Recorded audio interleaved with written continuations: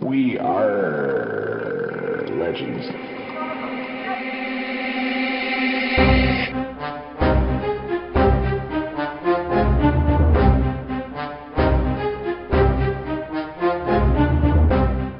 Hey guys, this is Kage here. Hate Mail was unable to join us this week, unfortunately, but I just wanted to make a quick podcast for you all. Seems like there's a lot that's been going down this week, so I just wanted to bring a special guest on. He's a prominent member of the community. His name is Bruno Buffalo, and we're going to be talking about some team comps, some Atrocious counters, and then talk about the siege drama that's going on. So Bruno, you want to tell the audience about yourself? You want to introduce yourself here?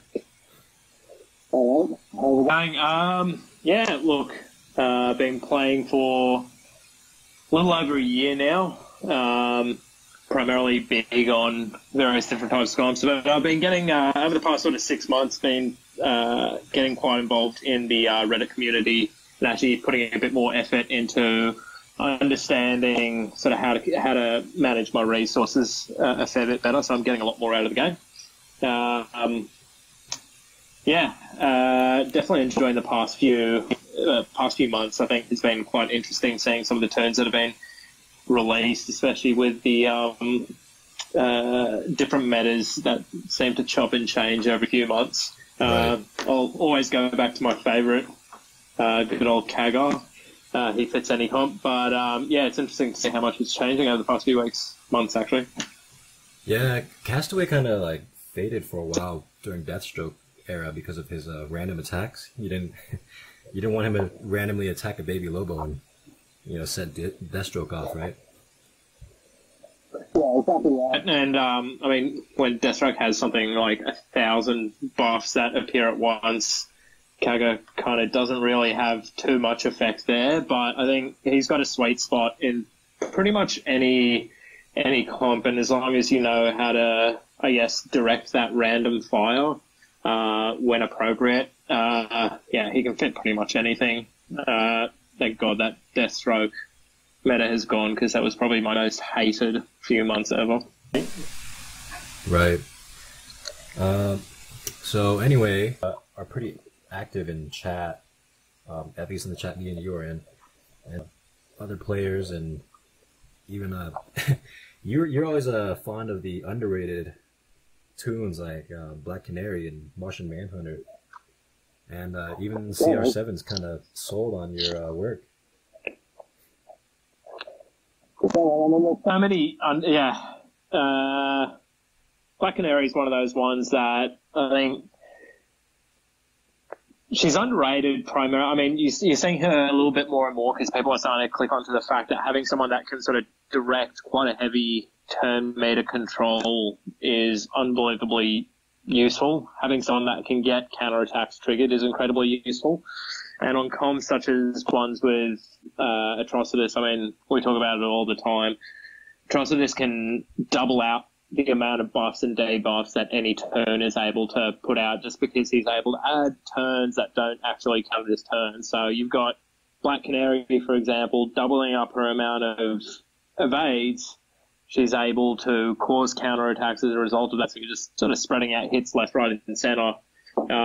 Martian Manhunter is another one of those ones who he's not there to deal damage. I think a lot of people expected him to sort of completely and utterly obliterate everyone because of what they see in the comics and movies and TV shows and that sort of stuff.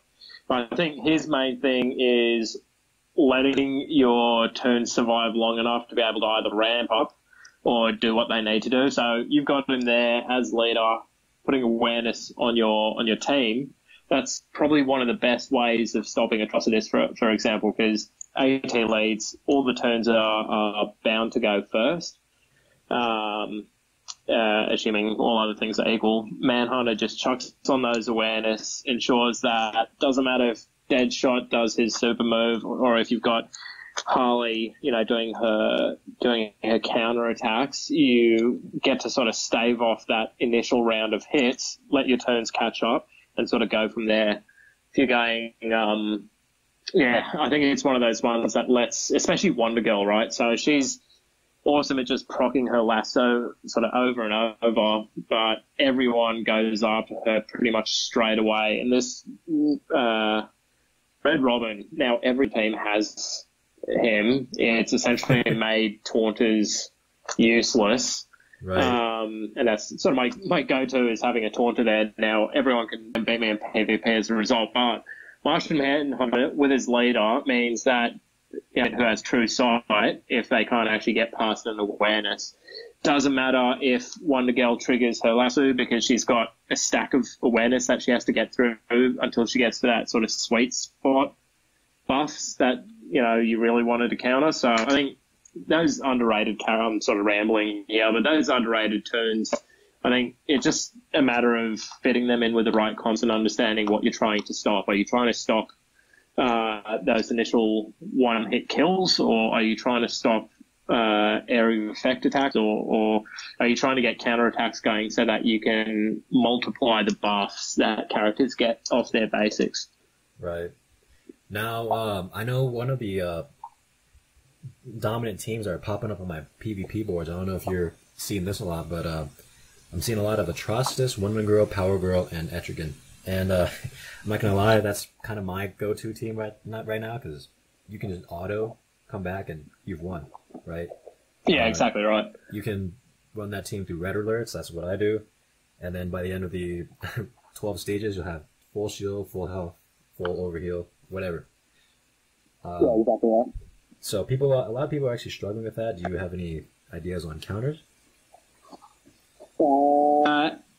The easiest way that I found to get past that, especially seeing as most people ramp up those freebie tunes, my go-to is going AT lead with Wonder Girl, Kage. Power Girl's not going to do her retaliation unless she's got 4 strength up, right? So even if she's got the death immunity going and her taunt, Kage will always strip that. Invariably, your Wonder Girl is probably going to go next, if not Power Girl. But in any case, usually you're able to get rid of that death immunity pretty quickly. As long as you ensure that your Kage is the same level as everyone else on your team, he'll always go first. Ensure that Power Girl can't take a hit and sort of take that first wave of the enrages, and follow up with an AT area of effect attack.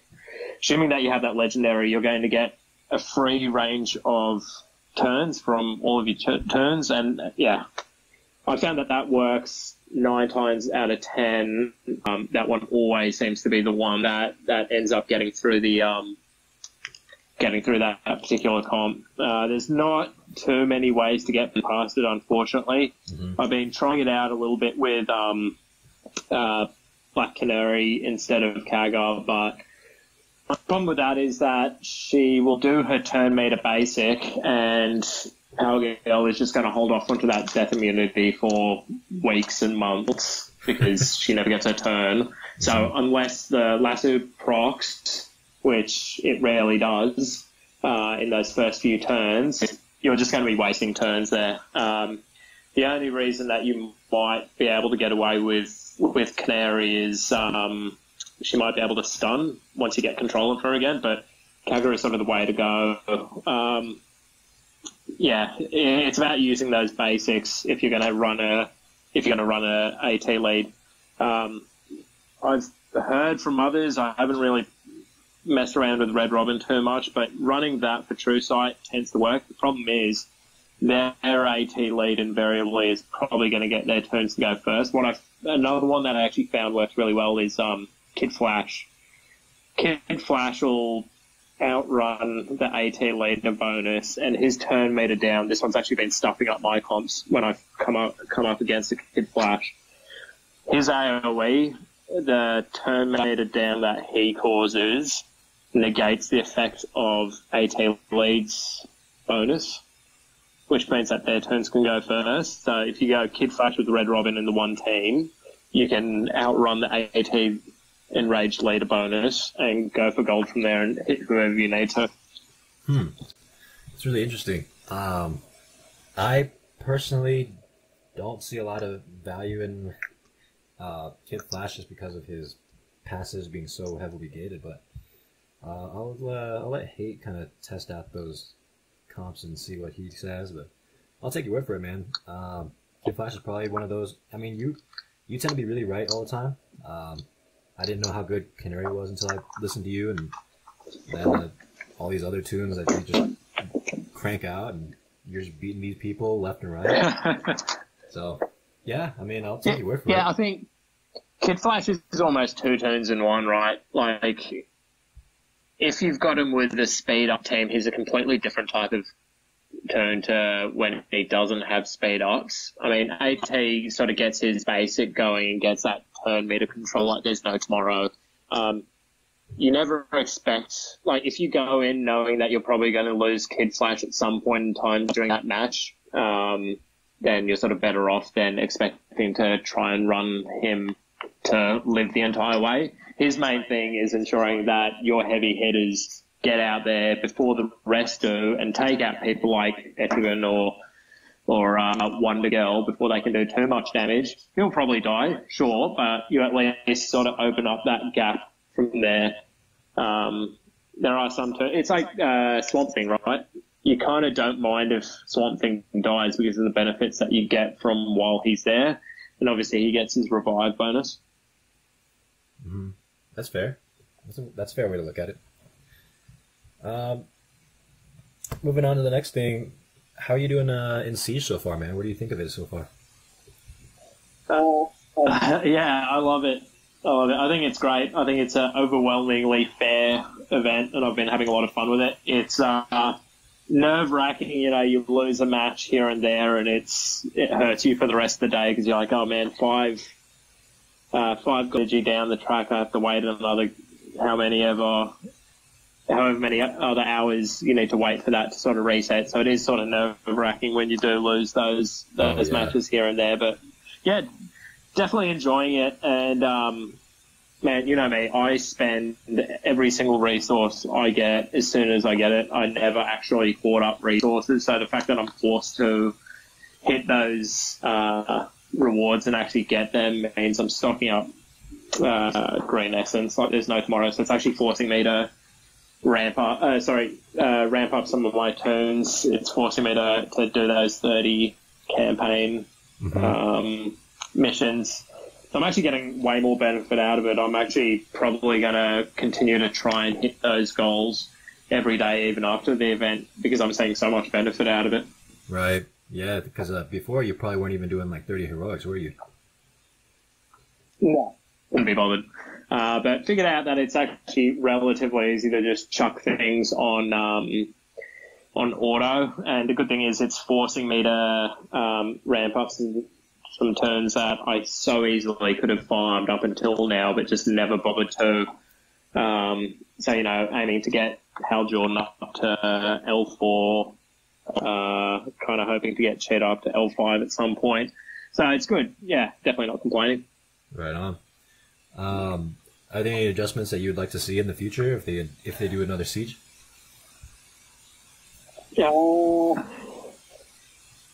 Not sure. I'd be keen to see what ideas are out there. I think it's pretty well balanced as is. I'm pretty happy with the fact that I can realistically actually get a couple of legendaries in with a paywall. Considering that up until now I haven't really wanted to put in too much money. Like, as you know, I'll spend a little bit of money on the game, but definitely not enough to get the paywall character up to L4 or L3 even for that matter. I'll usually prefer to spend my money on sort of ramping up a broader range. So yeah, I think the only thing that they could improve is keep on doing it for the future. It's good to get everyone involved. Yeah, I think it's an improvement on the Martian Manhunter experiment they did, because, oh my god, that was expensive. Yeah, I tried and I was like, what am I doing? I can't, no, this is, for a turn that so far isn't really, it hasn't, been tried or tested at all. I don't know whether or not it's going to be worth it. And for that, yeah, for the first few months, it definitely wasn't worth it to have him. I think there were so many people that were like, "End of this turn, I can't use him in any comp." The people that sort of held on, so CR7, for example, seems to be loving him currently because it's the ultimate AT counter, thanks to his sort of team awareness. So anyone out there that has sat on Martian Manhunter and is hating on the AT teams, now's the time to ramp them up. I think the event was terrible at the time, but every cloud has a silver lining. Yeah. And so I wrote up a thing on Reddit a couple of days ago telling people to boycott the Avarice energy sale. And I know you share a different opinion of me, and you were actually for the sale. So can you explain your position and kind of clarify to the community what this sale was all about? And explain your app background too. So I work in app development. I've worked in various large corporations, primarily around software and app development. So I've seen sort of what it takes for devs to be able to get things out the door. And I think the other thing that people need to bear in mind is that there are so many layers of management. It's not just sort of DCL, then marketing, then Warner Brothers.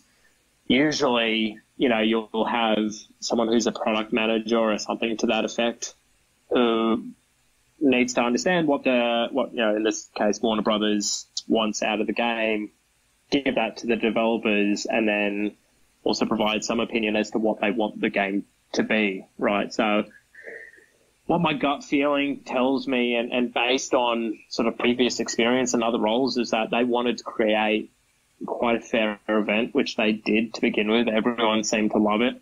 I think after a couple of weeks, what we've seen is that there has been a hit to the back pocket of Warner Brothers from all the PvP players that we just don't know about. So Reddit is a drop in the ocean in terms of just how many players are out there. We happen to see the, I keep on saying PvP, I meant P2P. Pay-to-play guys that are out there on Reddit are the positive ones. They're the ones that actually genuinely care about the sort of free-to-play guys.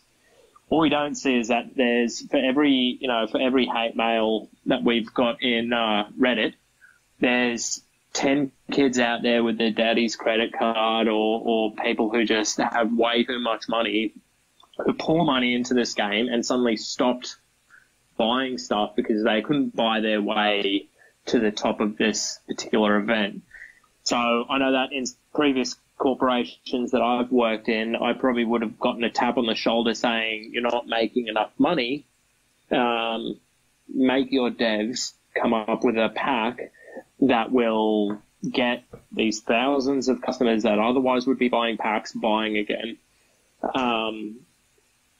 I was in that position, I'd be turning to my devs and saying, what is the only way that we can get a pack out there that impacts the free-to-play players and the sort of spirit of this event as little as possible? So, solution to that, you just make the world's most expensive pack that only the whalest of whales are possibly able to purchase, so that the impact of having a sale like that is as minimal as possible.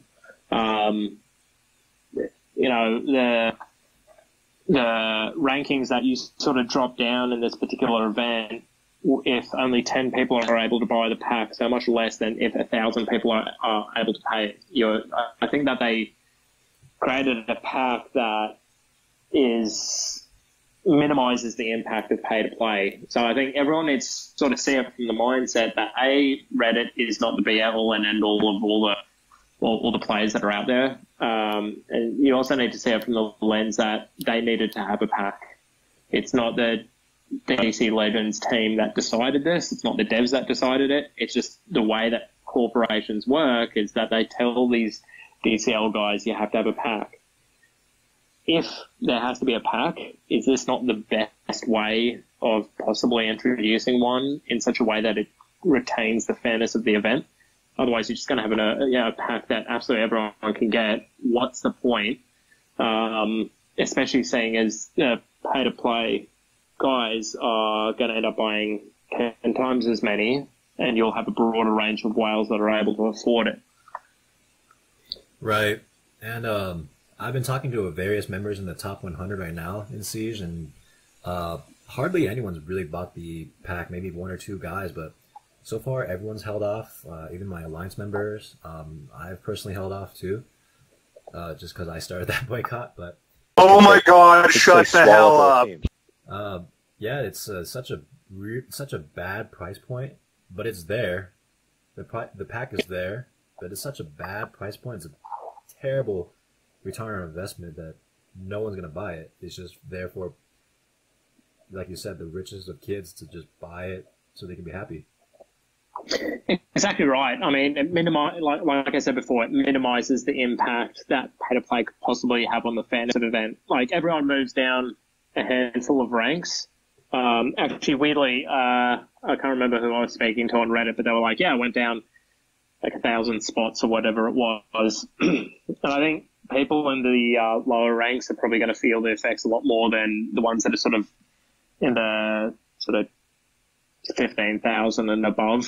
But I guess that's just how these rankings work. I think that those kids out there, like I said, that go-to example that just have their parents' credit card that are buying 10 of these packs are the ones who just don't have strong enough turns to actually get up to the very top. So they sort of are in that bottom of the top 25%, and they may impact some of the lower ranked ones a little bit more than I think the top ranks get, but it's way less of an impact than it could have been. And I think it's the lesser of two evils, in my opinion.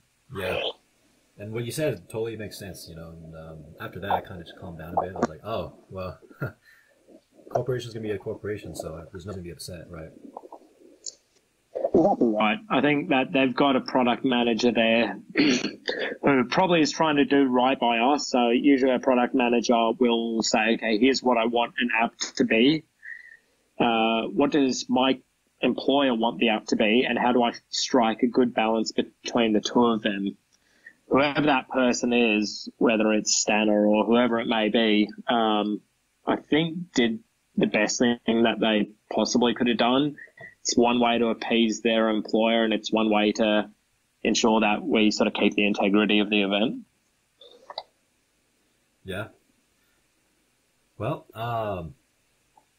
is there anything else you wanted to cover tonight, or is that that's all? Man, whatever you want. I'm pretty easy. I'm loving, tell you what, loving Dr. Poison. Definitely underrated tune. I think that she's one of those ones that people are trying to fit her into bleed teams, and she's not a bleed. Who was I speaking to in the chat? Theo. No, Darren. It was Darren that I was speaking to in the chat about pairing with Constantine. Oh, yeah. Which I think is an absolutely awesome combination. I think she's not a bleed tone, she's not a bleed character, but she pairs unbelievably well with someone who's able to get a stack up there. Seeing as Siren is a no-go currently, similar sort of thing with Cheetah, the amount of Constantines out there, Dr. Poison is absolutely killing it. The one comp that I kind of want to try out if I'm able to somehow get my terribly ranked Constantine strong enough is Martian Manhunter is a lead with Constantine and Dr. Poison. Because Dr. Poison, well, she dies so quickly from area of effect attacks, so Power Yell takes unbelievably quickly, so you need something to hold her off a little bit. If you're able to maintain on an opposing team in some way, then that you're able to give your own team, and the amount of damage that you're able to spread out is absolutely I think I'm 2/3 of the way up, bringing up her abilities, and she's got a pretty good 8-9k per turn.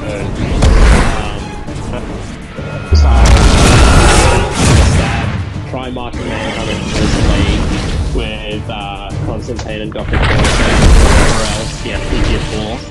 and see how that goes.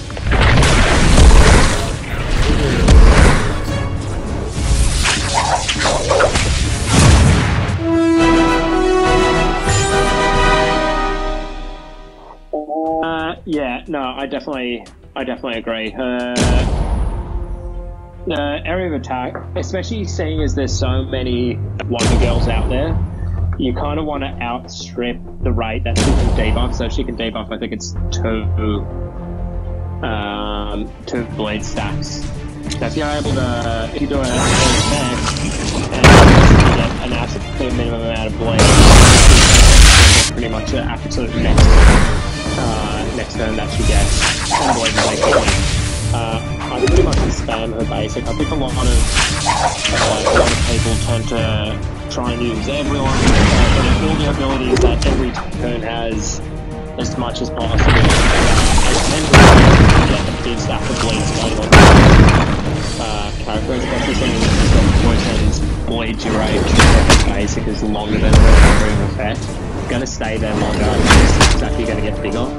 And faster than they actually strip them off themselves.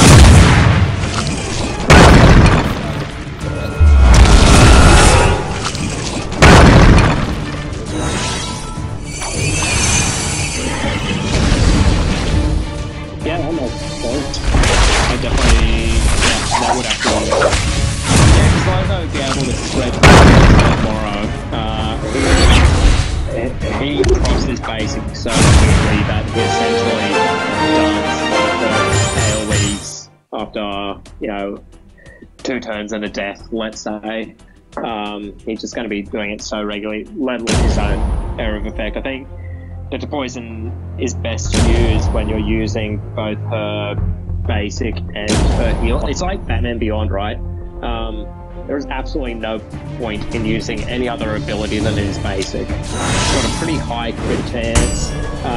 It has a chance of one turn. The benefits that you get out of using that, rather than losing that high stuff on a single turn that you're trying to, negate. I think I've used his other abilities once in the past. I think there's no point. Yeah, exactly.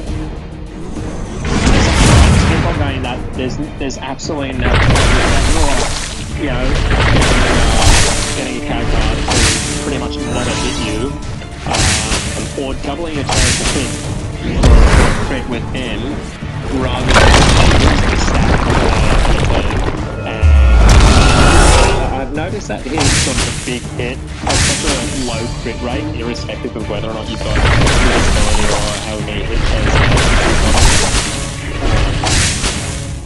I don't know if it's just me, since it's crit so much more regularly.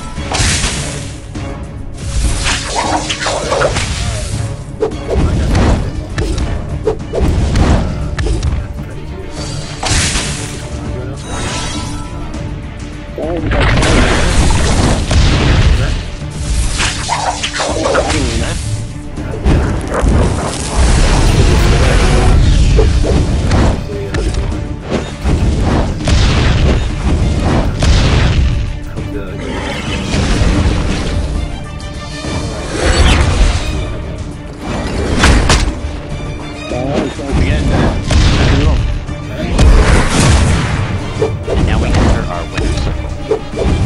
Top alliance this week was UJLA with 96,401. Top 10 cutoff was 44,700. 5,304 points. The Wraith Arena, or Red Rock, the world's finest was JonSnow, 24,837 points. The top cutoff was 3,135 points. And the top 100 cutoff. Congratulations to the winners. If you like the show, consider becoming a patron. Go to patreon.com/We RRR Legends for more information.